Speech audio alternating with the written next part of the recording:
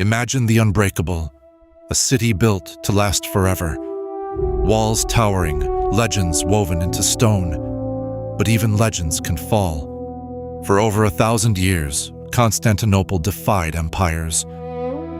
Protected by triple walls, the city outlasted invaders, plagues, and sieges, earning the name Queen of Cities.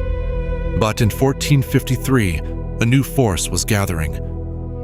Mehmed II, just 21 years old, led an Ottoman army of over 80,000 against a city defended by fewer than 7,000 men. Inside Constantinople, Emperor Constantine XI inspired hope. The city's defenders were a mix of Greeks, Italians, and mercenaries, standing together for one last stand. But Mehmed brought something new to the battlefield. Massive cannons cast by the engineer Orban, capable of hurling 600-pound stones. It was artillery like the world had never seen. For nearly 2 months, cannonballs hammered the ancient walls, shaking the city's foundation and its faith in invincibility. Still, the defenders resisted. The city's moat was filled, crumbled walls repaired at night. But fatigue and hunger grew. As the days dragged on, hope faded. Desperation sparked innovation.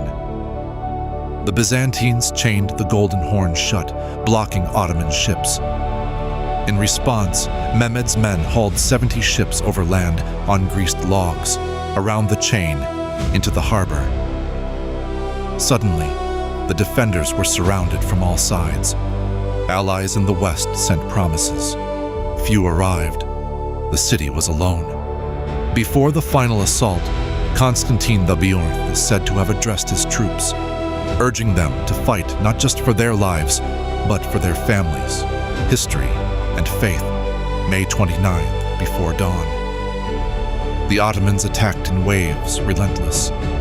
Though defenders pushed back, the numbers were overwhelming. A small, forgotten gateway, the Kerkoporta, was accidentally left open. Ottoman soldiers poured in. Chaos erupted. Constantine XI fought in the streets. Legend says he threw off his imperial robes, choosing to die as a soldier. By sunrise, centuries of history were over. The city's great cathedral, Hagia Sophia, became a mosque. Eyewitnesses described horror and heartbreak. Families separated, icons shattered, the sound of weeping echoing through the marble streets. But Constantinople was not erased. Mehmed II made it his new capital, giving birth to Istanbul, a city where east meets west. The fall of Constantinople changed the world.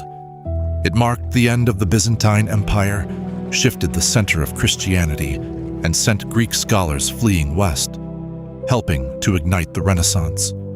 1,000 years of empire gone in a single morning, but its legacy lives on, in the stones beneath Istanbul, in the pages of history, and in the story we still tell today. What would you have done? Stood and fought, or slipped away into the dawn? History's turning points are never just about walls. They're about the people who stand behind them.